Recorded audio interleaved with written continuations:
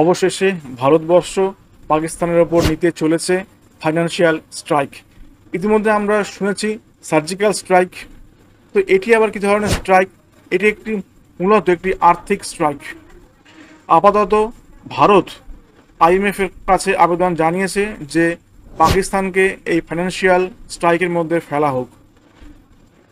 এটি এমন একটি ব্যবস্থা যে ব্যবস্থার মাধ্যমে যদি কোনো দেশকে এই ফাইন্যান্সিয়াল স্ট্রাইকের মধ্যে ফেলে দেওয়া যায়, তাহলে সেই দেশটি আর কোনো জায়গা থেকে টাকা পয়সা ধার পাবে না।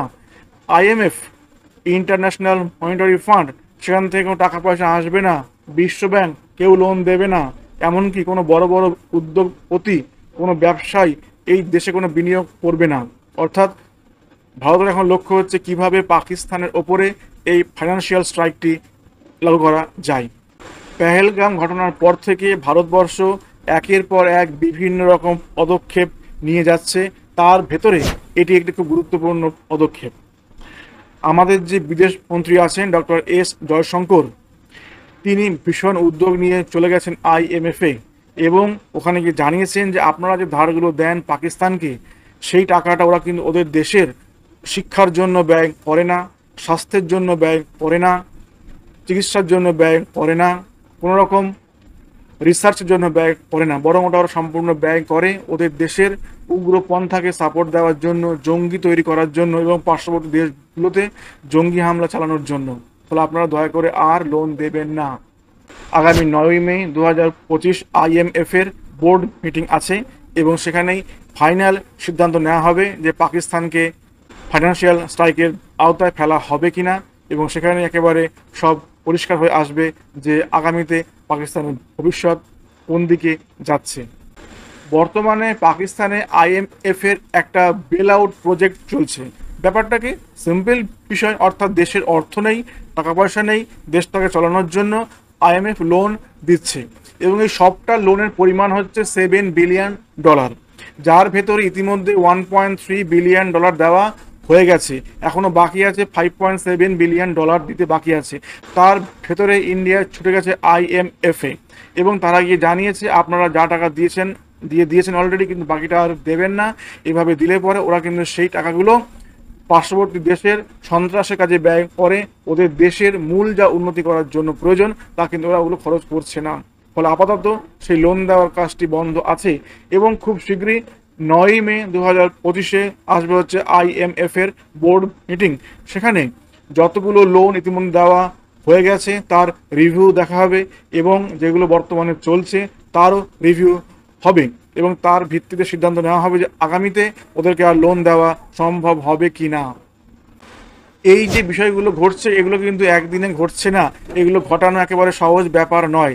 বর্তমানে সারা বিশ্বে ইন্ডিয়ার ইনফ্লুয়েন্স খুব বেশি এবং বিভিন্ন দেশের সাথে ইন্ডিয়ার বন্ধুত্ব ভীষণ মাত্রায় স্ট্রং। তোমরা দেখেছো ইতিমধ্যে আমরা যে আমাদের পিএম, আমাদের ফরেন মিনিস্টার ইতিমধ্যে প্রচুর বিদেশ সফর করতেন এক সময়, বর্তমানেও সমসাময়িক সময় অনেক তারা বিদেশ সফর করছেন। অনেকে দেখে তারা ভাবতেন যেগুলো খালি ঘুরে বেড়াচ্ছেন, আসলে নয়। ওগুলো হচ্ছে বন্ধুত্ব স্থাপন করা, ওগুলো হচ্ছে ডিপ্লোম্যাটিক সম্পর্ক স্থাপন করা, যার ভিত্তিতে এই যখন অসময়গুলো দেখা দেয়, সমস্যাগুলো দেখা দেয়, তখন ওদেরকে পাশে পাওয়া যাবে। ঠিক সেইভাবে বর্তমানে ইন্ডিয়া চায় পাকিস্তানকে ফাইন্যান্সিয়াল অ্যাকশন টাস্ক ফোর্সের আওতায় এনে গ্রে লিস্টে ফেলে দেওয়া। তো এখানে দু ধরনের লিস্ট হয়, একটা হচ্ছে গ্রে লিস্ট এবং অপরটি হচ্ছে ব্ল্যাক লিস্ট। এই ফাইন্যান্সিয়াল অ্যাকশন টাস্ক ফোর্সটি হচ্ছে আসলে একটি আন্তর্জাতিক সংগঠন যেখানে 39টি দেশ আছে এবং ইতিমধ্যে ভারত বিভিন্ন জায়গায় শুনিয়ে রেখেছে পাকিস্তান বরাবর এই ধরনের হামলা করে আসছে।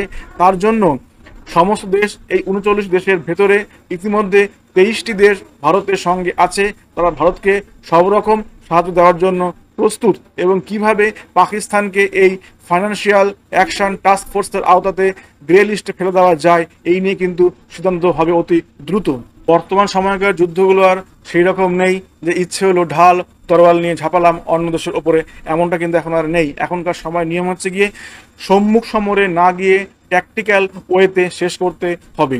আমি গিয়ে সার্জিক্যাল স্ট্রাইক করে আসলাম, 3-4টে ক্যাম্প আমরা ওখানে ঘুরিয়ে দিয়ে আসলাম, সেটা তো অবশ্য হবেই, কিন্তু ওটা কিন্তু নয়। লক্ষ্য হচ্ছে দেশটাকে একেবারে ভেতর থেকে ঝাঁঝরা করে দেওয়া, একেবারে অর্থনৈতিক দিক থেকে একেবারে দেশটাকে সম্পূর্ণ নিঃশেষ করে দেওয়া।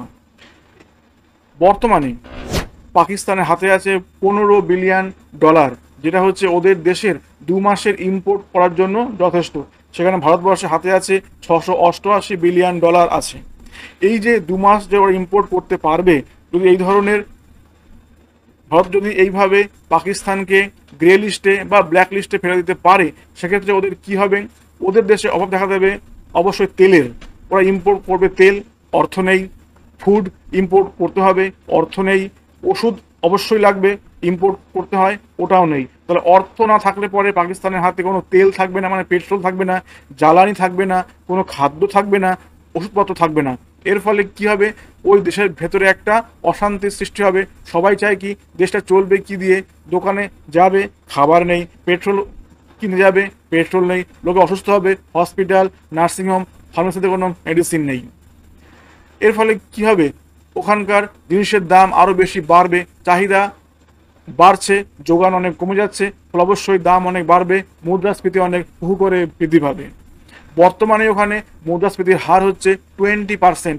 যদি এখন এই অবস্থায় ওদেরকে গ্রে লিস্টে ফেলে দেওয়া যায়, সেক্ষেত্রে এই মুদ্রাস্ফীতির পরিমাণটি হবে প্রায় 30-40%। বর্তমানে আমাদের ভারতবর্ষেই মুদ্রাস্ফীতি হচ্ছে 5-6%। এতে আমরা একেবারে নাজেহাল অবস্থা, যারা আমরা মধ্যবিত্ত মানুষজন।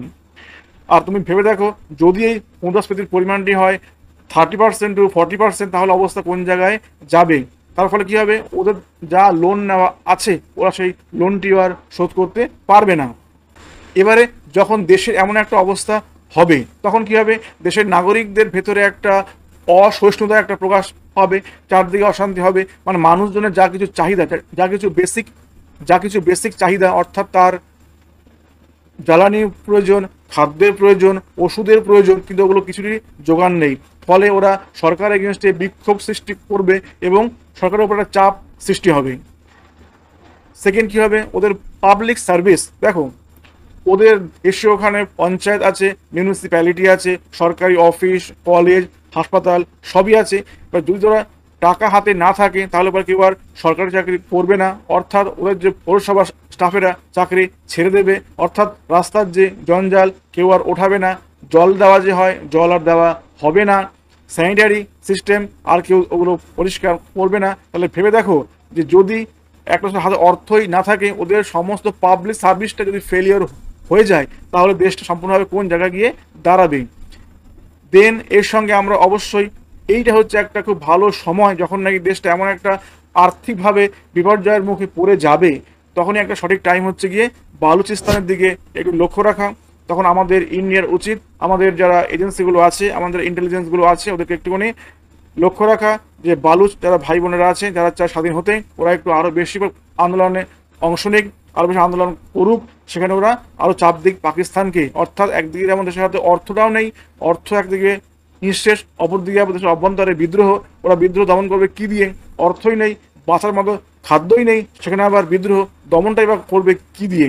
ফলে এটা হচ্ছে একটা খুব ভালো সময়, যখন দেশটি এমন আর্থিকভাবে একেবারে বিপর্যস্ত হবে, তখনই টাইম হচ্ছে গিয়ে ওখানে বালুচিস্তানের দিকে চোখ দেওয়া ইন্ডিয়ার। নেক্সট অপরদিকে আফগানিস্তানে আছে হচ্ছে তালিবান।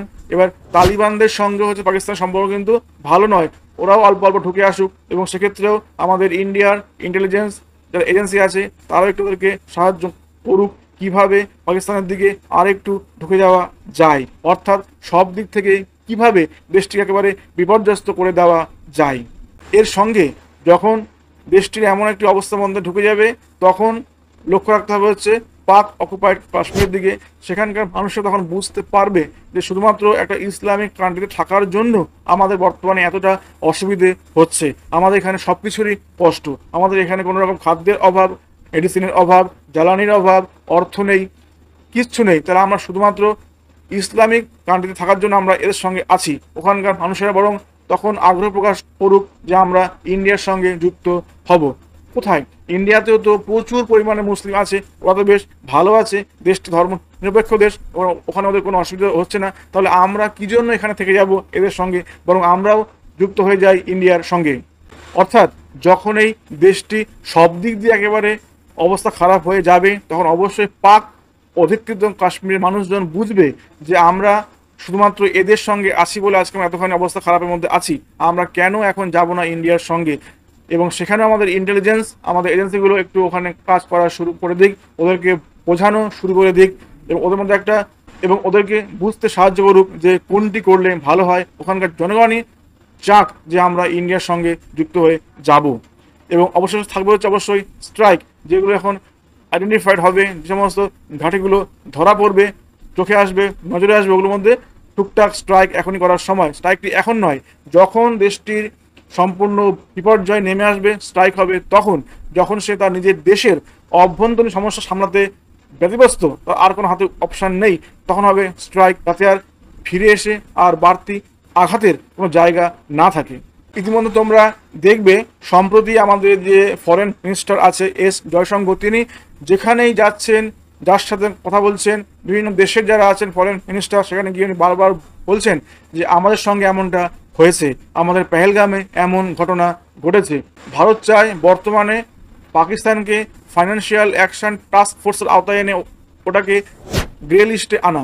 পাকিস্তান 2018 সাল থেকে 22 সাল পর্যন্ত 4 বছর গ্রে লিস্টে ছিল, অর্থাৎ ওদের বিরুদ্ধে আগে থেকেই অভিযোগ আছে যে ওরা যে সমস্ত টাকা পয়সাগুলো ধার দেনা করে নেয়, IMF থেকে নেয়, বিশ্ব ব্যাংক থেকে নেয়, বা এশিয়ান ডেভেলপমেন্ট ব্যাংক থেকে নেয়, ওরা সেগুলো ওদের দেশে উন্নতির জন্য ব্যয় না করে বরং সন্ত্রাসের জন্য ওরা ওগুলো সাহায্য করে, ওদের ঘর বাড়ি বানিয়ে দেয়, ওদের অস্ত্র দেয়, ওদের খাবার দেয়, ওদের থাকার জায়গা দেয়, ওদেরকে দেখভাল করার জন্য ওগুলো ব্যয় করে দেয়।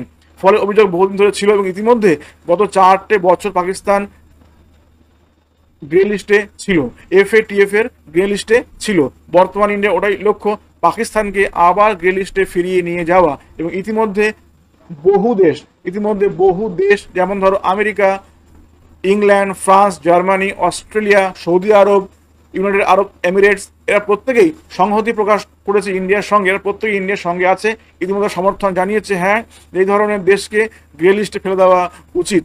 তো এই ধরনের যদি গ্রে লিস্টে ফেলে দেওয়া হয় আমাদের পাকিস্তানকে, তাহলে পাকিস্তানকে আর কোনো সংগঠন লোন দেবে না, IMF লোন দেবে না, বিশ্ব ব্যাংক লোন দেবে না, এশিয়ান ডেভেলপমেন্ট ব্যাংক লোন দেবে না, এমনকি কোনো বড় কোনো ইন্ডাস্ট্রি পাকিস্তানে আসবে না, কোনো বিজনেসম্যান এখানে ব্যবসা করতে আসবে না। ফলে টোটালি একটা অর্থ শূন্য অবস্থা ওদেরকে কাটাতে হবে। তবে বিষয়টি এমন নয় যে ইন্ডিয়া চাইলে পরেই পাকিস্তানকে গ্রে লিস্টে ফেলে দেওয়া যায়। এই সংগঠনটা 39টি দেশের সংগঠন, এবং তার মধ্যে অবশ্যই ইতিমধ্যে 22টি দেশ ইন্ডিয়ার সঙ্গে আছে বলে জানিয়েছে।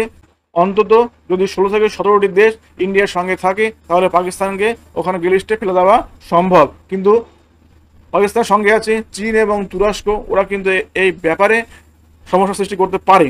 তবে যেহেতু সারা বিশ্ব জানে পাকিস্তানের বর্তমান অবস্থা, তাদের ওল্ড হিস্ট্রি সবটা জানে, আশা করা যায় যে আগামী 9ই মে 2025 সালে যে বোর্ড মিটিংটি আছে, সেখানে আমরা জানতে পারবো যে পাকিস্তানকে আবার ফাইন্যান্সিয়াল স্ট্রাইকের মধ্যে ফেলে দেওয়া সম্ভব হলো কিনা। এই ফাইন্যান্সিয়াল স্ট্রাইকে ফেলে দেওয়ার সঙ্গে সঙ্গে সেদেশের অর্থের দাম হুহু করে কমে যাবে। বর্তমানে পাকিস্তানের অর্থের মূল্য হচ্ছে 3.32 INR, অর্থাৎ আমাদের দেশের 1 টাকা নিয়ে ওদের দেশে গেলে পরে আমরা ওখানে পেয়ে যাব 3 টাকা 32 পয়সা, অর্থাৎ 10,000 টাকা নিয়ে ঢুকলে ওখানে গিয়ে আমাদের হাতে আসবে 30,320 টাকা। তো বর্তমানে এইটা হচ্ছে এমন জায়গা আছে, যদি স্ট্রাইক লাগিয়ে দেওয়া হয় তাহলে এই দামটি আরও হুহু করে কমতে থাকবে। অর্থাৎ ওদের কারেন্সির মূল্য এখন যেমন 1 টাকার মূল্য আছে 3 টাকা 32, ওটা হয়তো বাড়তে বাড়তে গিয়ে 7-8 টাকাতে গিয়ে হয়তো দাঁড়াবে। ফলে ওখানকার অর্থের মূল্য প্রচুর পরিমাণে হ্রাস পেয়ে যাবে যদি স্ট্রাইকটি লাগিয়ে দেওয়া হয়। ইতিমধ্যে গত যে 4 বছর 2018 থেকে 22 সাল পর্যন্ত পাকিস্তান ছিল ফাইন্যান্সিয়াল স্ট্রাইকে, সেই সময় পাকিস্তানের $38 বিলিয়ন ক্ষতি হয়েছে। সেই সময়তে ওদের দেশে কোনো ব্যবসা আসেনি, কেউ লোন দেয়নি, কেউ অর্থ সাহায্য করতে এগিয়ে আসেনি। এমন নয় যে এই ধরনের স্ট্রাইকে একমাত্র পাকিস্তান আছে, এমনটা নয়, পৃথিবীর বহু দেশ এই ধরনের স্ট্রাইকের মধ্যে আছে। তার মধ্যে 1 নম্বর আছে ধরো Algeria, Angola, Bulgaria, Cameroon, Haiti, Kenya, Laos, Lebanon, Mozambique, Namibia, Nepal, Nigeria, South Africa, South Sudan, Syria, Tanzania, Venezuela, Vietnam, Yemen, এরা প্রত্যেকেই কিন্তু আছে গ্রে লিস্টে। এখানেও কিন্তু এই ধরনের আর্থিক নিষেধাজ্ঞা আছে। আর এই FATF এর মধ্যে যে সমস্ত দেশগুলো আছে ব্ল্যাক লিস্টে, মানে একেবারে ভীষণ উচ্চ ঝুঁকি সম্পন্ন, সেই দেশগুলো হচ্ছে উত্তর কোরিয়া, ইরান আর হচ্ছে মায়ানমার। এরা হচ্ছে উচ্চ ঝুঁকিপূর্ণ দেশ, যারা হচ্ছে মানি লন্ডারিং এবং সন্ত্রাসে অর্থ দিয়ে থাকে বলে একেবারে প্রুভড। তাহলে এই সময় আমাদের ইন্ডিয়ানদের কি করা উচিত? অবশ্যই আমাদেরকে এই সময়তে নিজেদের উন্নতির দিকে লক্ষ্য রাখা উচিত। আমরা যেন কারো প্ররোচনায় ফেসবুক ইউটিউব দেখে আমরা যেন ইনফ্লুয়েন্স না হয়ে অন্য কোনো কাজ করে না বসি। আমাদের নিজেদেরকে স্কিল হতে হবে, আমাদের উন্নতি করতে হবে। আমরা যদি স্বাবলম্বী হই, আমরা যদি উপার্জনশীল হই, তাহলে আমাদের হাতে মাইনে বাড়বে, টাকা বাড়বে। আমাদের হাতে টাকা বেড়ে যাওয়া, আমাদের হাতে টাকা বেড়ে যাওয়া মানে হচ্ছে দেশের অর্থনীতি উন্নতি হওয়া। অর্থাৎ যদি আমরা নিজেরা আমাদের উন্নতি না করতে পারি, তাহলে কিন্তু দেশ এগোবে না। ফলে আমাদের সবসময় লক্ষ্য থাকবে এটাই যে কীভাবে আমরা আমাদের নিজেদেরকে উন্নতি করে তুলব। অন্য সব দেখার জন্য কিন্তু সবাই আছে, সবাই যাদের মতো কাজ করছে, কিন্তু আমাদের উচিত কি, যা আমাদের জন্য পারফেক্ট, যা করলে আমার পরিবারটি ভালো জায়গাতে পৌঁছবে, ওটা আমাদের দেখা উচিত। ফলে আমরা চাইবো আমরা যে যেখানে আছি আমরা প্রত্যেকে স্কিলড হই, আমরা প্রত্যেকে উপার্জনশীল হয়ে উঠি। সবাই ভালো থাকবেন এবং সুস্থ থাকবেন। ধন্যবাদ।